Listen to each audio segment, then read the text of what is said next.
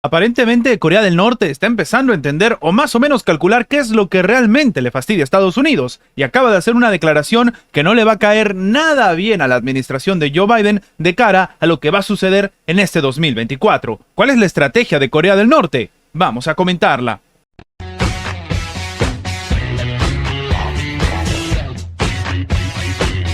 A semanas de haber asegurado que el satélite militar de Corea del Norte tomó fotografías estratégicas de la Casa Blanca y de otros lugares de Estados Unidos, el gobierno de Corea del Norte acaba de anunciar que va a lanzar ahora otros 3 satélites el próximo año. Así como lo están escuchando, los medios estatales norcoreanos informaron que en Pyongyang ya está creando, trabajando y calculando plantear pues el lanzamiento de otros 3 misiles o bueno, en este caso satélites militares de reconocimiento en el próximo año, en el 2024. Esto como parte de sus esfuerzos para reforzar sus fuerzas armadas. De manera literal, la agencia pública KCNA dice que la tarea de lanzar 3 satélites de reconocimiento adicional en el 2024 fue declarada como una de las decisiones políticas claves para el próximo año en una reunión de fin de año del partido. Ahora, lo que llama la atención es que el propio líder norcoreano Kim Jong-un ha dicho que Estados Unidos durante mucho tiempo ha causado y agravado la inestabilidad política en la península coreana y que sigue planteando diversos tipos de amenazas militares a su país, incluso cuando el año está llegando a su fin. Claro, una suerte de pronunciamiento de discurso que va directamente en contra de Estados Unidos a pesar de las fiestas o en este caso del escenario festivo. Ahora, Corea del Norte asegura que realizar este tipo de acciones militares en respuesta a las amenazas que, según ellos dicen, representa a Washington para su seguridad nacional. A principios de diciembre, un submarino de propulsión nuclear estadounidense llegó a la ciudad surcoreana de Busan y Estados Unidos hizo volar sus bombarderos de largo alcance en simulacros con Seúl y Tokio. Lo preocupante es que los simulacros apuntaban a eso, una simulación de un conflicto armado con Corea del Norte. Y claro, esta sería la respuesta por parte de Estados Unidos, una respuesta palpable de la propia estrategia, entre comillas, de Corea del Norte, que ha empezado a fotografiar diferentes zonas, como hemos comentado, y que no habrían sentado nada bien a Estados Unidos, que curiosamente ha mantenido el silencio con respecto a este escenario, pero que sigue enviando, como hemos comentado, submarinos nucleares, sigue haciendo ejercicios militares muy cerca de Corea del Norte. Ahora, recordemos que desde el 27 de noviembre, Pyongyang anunció de manera oficial que tenían fotografías de la Casa Blanca, el Pentágono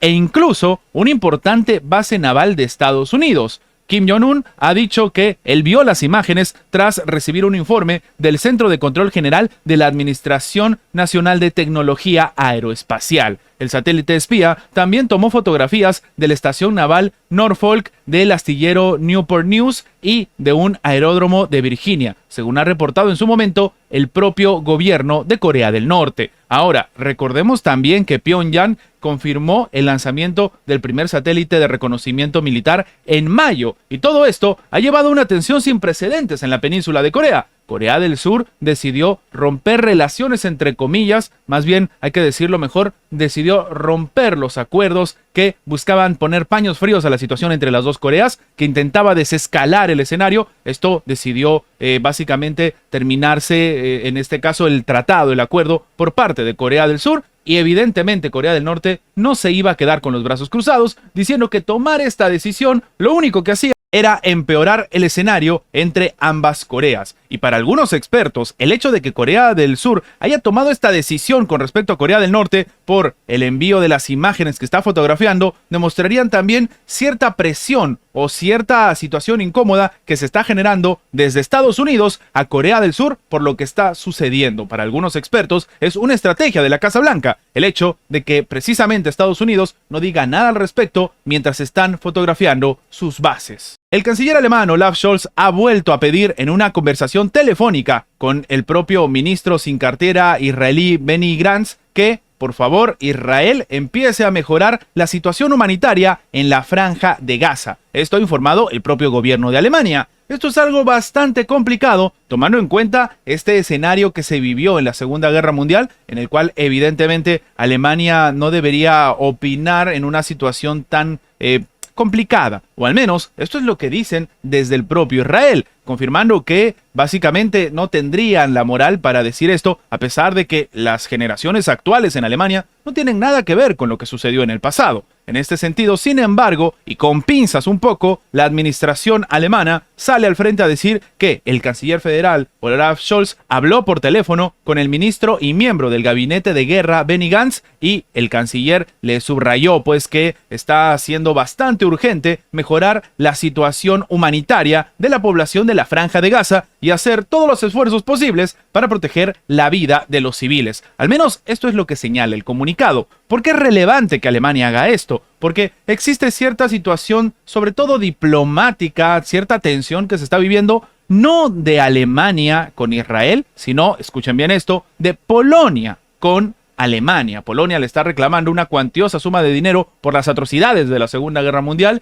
y Alemania ha decidido mantener silencio en un primer momento, después salieron a decir que ellos ya habían cumplido, después salieron también a comentar que no tenía sentido los reclamos de la propia Polonia, pero aquí entra a tallar Israel porque precisamente Polonia le solicitó apoyo, sobre todo diplomático, a Israel para un pronunciamiento a favor de los polacos y de este reclamo que están haciendo. Y aquí empieza la situación a tejerse un poco complicada. Israel entra en un conflicto armado y, de momento, la propia administración alemana decidió guardar silencio hasta esta ocasión, lo cual estaría demostrando que esto no es tan sencillo de llevar y en este escenario en específico lo que han tenido que hacer los alemanes es al menos comentarle al propio ministro Benjamín Netanyahu lo que está sucediendo en la Franja de Gaza y la postura que ellos mismos tienen a pesar de que existe cierta situación ahí diplomática entre estos tres países. La propia nota agrega que Gantz le contó a Scholz sobre la situación actual en Gaza y también en la frontera norte de Israel, mientras que el canciller le informó de los esfuerzos diplomáticos que están haciendo para evitar una escalada del conflicto en la región.